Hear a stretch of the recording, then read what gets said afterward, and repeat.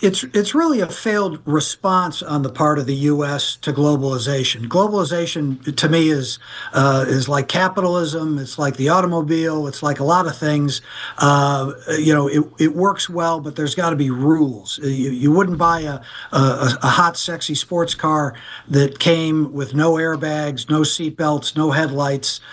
You need some guardrails, and so what I call the failed globalization gamble was our attempt in the US to basically have all the good stuff about globalization, all the positives, inexpensive goods, better variety of goods, greater wealth for the whole economy, without worrying too much about the downsides, as if they would take care of themselves.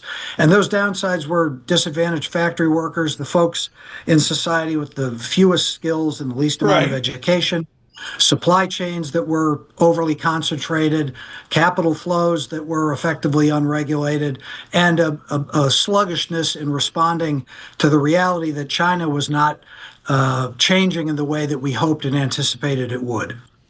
So, for some of the shortcomings of globalization, what do you believe the fix is or should be?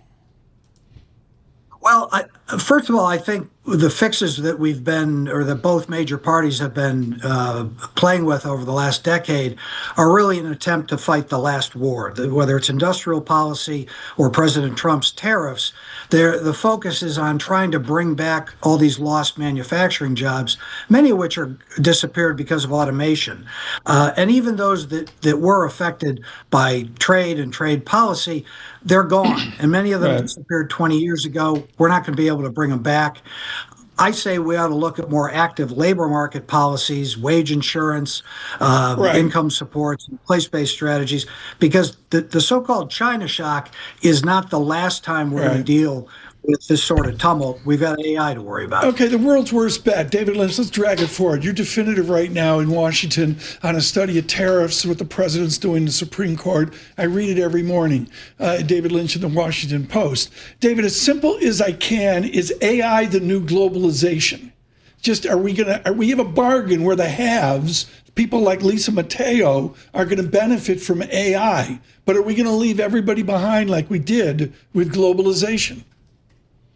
Well, I think that's the danger. And that's why I think, let's be honest, I don't think anybody really knows in granular detail what AI will do to the labor market, but we do know it's going to be hugely consequential. Nobody can precisely say what's going to happen, but now is the time to start getting our domestic policies in shape so that when the tsunami hits, if in fact it does hit, people will be protected. And why should we want them protected? Well, because not only is there an economic cost to these kind of dislocations and shocks, but there are political consequences. We've seen that in the rise of populism and nationalism here in the United States. And AI potentially could affect a much broader swath of society, both white collar and blue collar workers, and to not take out an insurance policy, if you will, means really rolling the dice. David, what do you say to the critics who would say globalization worked great for America? Great economic growth, low unemployment, technological innovation. Where's the problem here?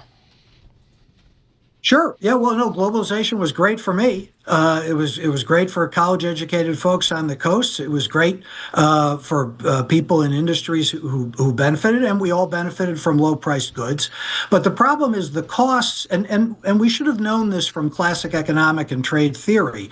There are distributional consequences to trade liberalization. It benefits some groups and it disadvantages others. And the problem is that the folks who were hurt were concentrated in specific communities, specific levels of education and skills. And not surprisingly, when they took it in the chops year after year, they grew resentful and angry, and they took it out of the ballot box.